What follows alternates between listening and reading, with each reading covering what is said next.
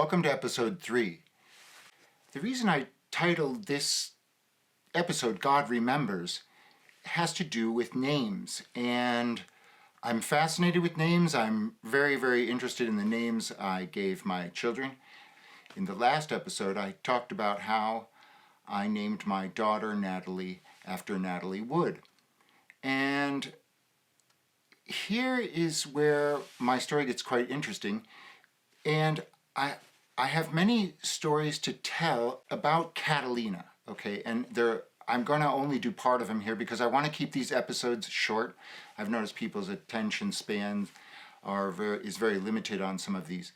So the name Zachary means God remembers, and I didn't know that when I named my son Zachary. And Zachary is a derivative of Zachariah. And the Russian version of Zachariah is the name Zakharenko. And Natalie Wood's birth name was Natalie Zakharenko.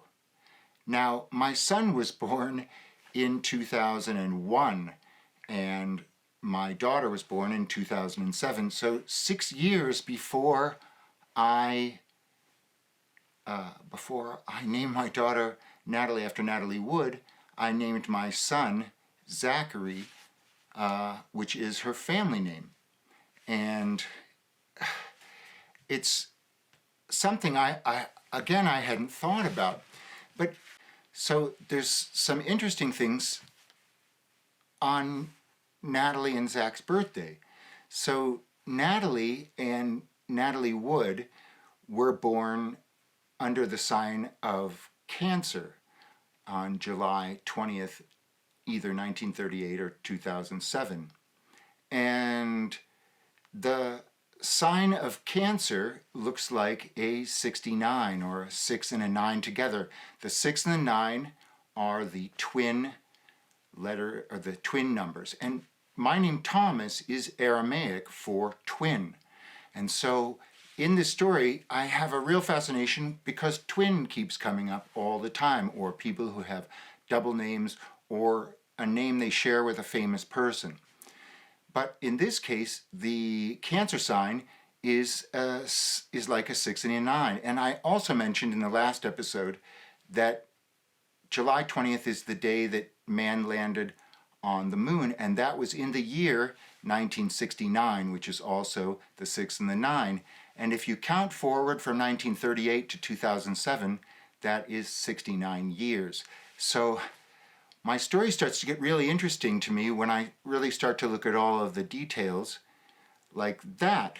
And when I get to Zach and my family, and as I said, what I've experienced when I watch Natalie Wood, What Remains Behind, is a sort of an opposite pairing, a sort of twin of opposites, kind of like a fraternal twin, or a yin and a yang, or a 6 and a 9.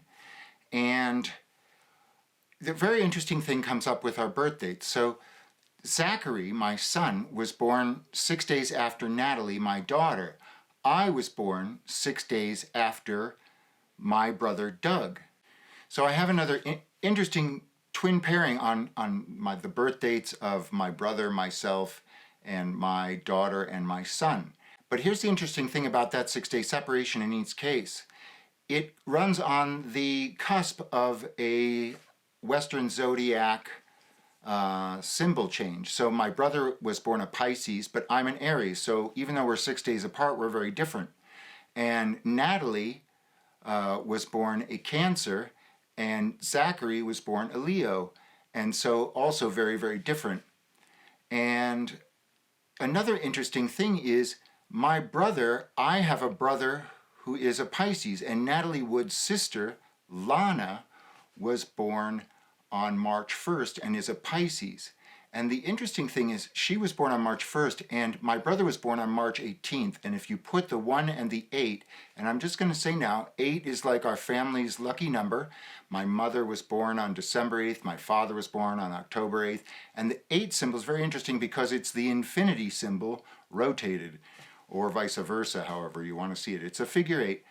And Lana was born on the 1st of March, and my brother was born on the 18th of March. So you add our family number to her birth date and you get my brother's.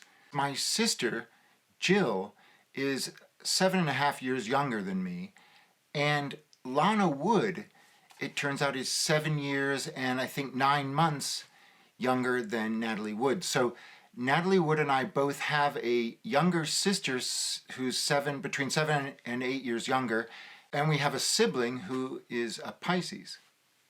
So if you're still following me at this point, my story gets really firsthand, kind of freaky with my son's birth date, because I remembered suddenly that I had been diving in Catalina when I was watching the very end of Natalie Wood, What Remains Behind, the first time through.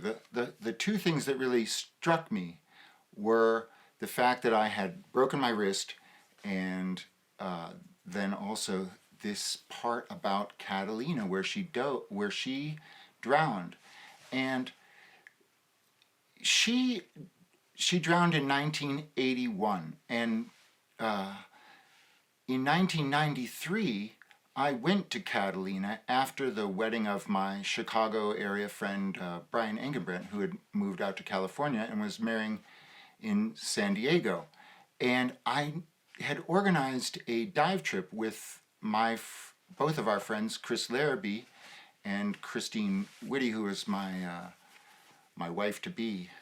And we all were divers. I was a working professional at that point, and I still have my teaching status, but then I was very actively diving, and we decided to take a trip to Catalina, and I thought, wow, wouldn't it be perplexing if we had been diving on Natalie Wood's birthday? Because I thought it was, I remembered it being in July. So I contacted Brian, but Brian's first marriage didn't work out, and he had blacked out that he had completely forgotten his wedding date for sure. And it took him about a year, but he was having a conversation with his mom, and his mom remembered the wedding date exactly, and it was July 24th. So that's after Natalie Wood's birthday. But on the 25th, we traveled from Catalina. We traveled from where the wedding was in San Diego up to Catalina. And then on the 26th, we did a first dive. On the 25th, we got what weights and tanks and things that we needed from the dive shop and got all set up. And then on the 26th, I did a dive with the two Chris's. Again, I twin. And then I dove on the 27th of July with just Christine, with just one Chris. But the dive on July 26th was exactly 8 years to the day before my son Zachary's birthday. And the interesting thing about the story of Natalie Wood's passing is that when I went to Catalina, I was, like I said, I wasn't a fan of Natalie Wood's. I had seen a Hollywood mystery cheesy sort of thing, and they had showed stock footage of the Splendor, her boat, anchored in Avalon, and I thought the whole story took place in Avalon. And when I watched Natalie Wood, What Remains Behind for the first time, I saw that they were in Avalon for the first night, and then because the seas were rough, and then they pulled anchor and they went over to Isthmus Cove. And the interesting thing about our dives is the first dive we did was outside of Avalon, and that was on Zachary's birthday-to-be, and we saw a small horn shark, which was so friendly, and I had been professionally diving in the tropics, and I was familiar with animal behavior, but this beautiful cold water horn shark let me pet it in front of the two Chris's, and Chris Larrabee was shaking his head. Christine was used to me handling marine life. I wasn't an abuser, just gentle touches. And so that was on my son-to-be's birthday, which is starts to make the coincidences really stack up. And then the next day was the day that I had made the biggest mistake in my diving career, I had really misjudged the tide tables at Isthmus Cove, and it's a mushroom-shaped cove. We stayed in the town of Twin Harbors. There's two coves, so on the opposite side of Isthmus Cove is another cove. And so again, a twin symbol. Twin Harbors is a really unique twin name. And then in Isthmus Cove, it's mushroom-shaped. And Christine and I entered the water on a shore dive. We knew there was a kelp field out around from the edge of the cove, so we swam around during the course of the dive out toward the open water. And Christine is a phenomenal diver. She is very light breather, and being a professional at the time and a former swimmer with good lungs, I learned to be a very light breather. And we stretched our tank for about 80 minutes, and because I had miscalculated the tides, when we came up, the tides had shifted, and the current was pushing us out to sea so hard that we could hardly swim against it. And Christine was running out of gas, but I was a competitive swimmer at Denison University, and that sort of saved my life because I had these fins on. I brought these over to show you. These are like enormous. I can't even get them on the camera. I may have to give you a long shot of these. These are these enormous free-diving fins, and I kicked with those for about an hour to make ourselves go on a vector toward the shore to finally get out of the grasp of the outrushing current, which, if I didn't have huge fins on and wasn't a competitive swimmer capable of doing 2-hour hard swims, Christine and I would have been swept out to sea. And in very, very cold water, our thermal protection of just wetsuits probably would have run out after a while, and we could have had a hypothermia and died. So that dive, it stuck in my mind, but at the same time I blacked it out because I was so embarrassed. It was like a story I didn't ever want to tell. But one thing that I have never heard on the story of Natalie Wood's death, and there's a lot of blind finger pointing involved to a lot of publicity on this, is the fact that at Isthmus Cove there are tremendous tides, and that's caused by the cycles of the moon.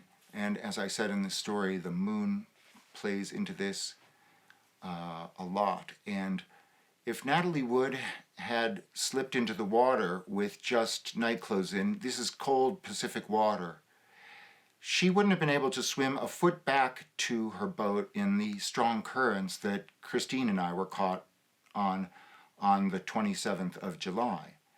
And I really want this to put an end to the mystery because she died as an accident and she drowned. And as sure as the voice put Natalie Wood's name in my head on my daughter's birthday, and I somehow named my son her family name, I can tell you that Natalie Wood was not murdered. And this is one of the reasons I'm being shown, I'm getting this psychic experience for a reason.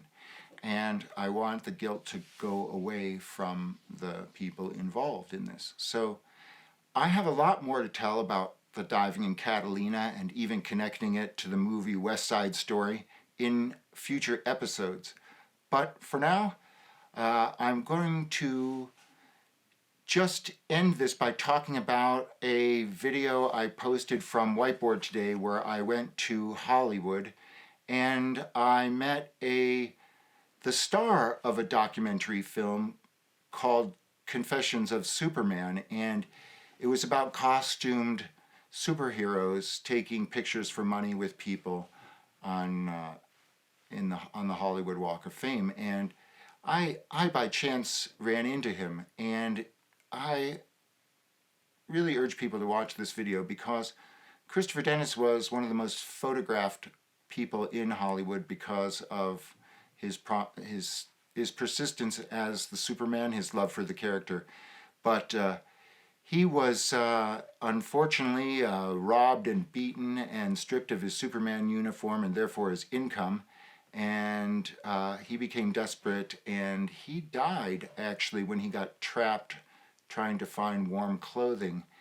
And so his words are very special to me. I urge people to watch that. So for now, I'll say goodbye until next episode. Thank you.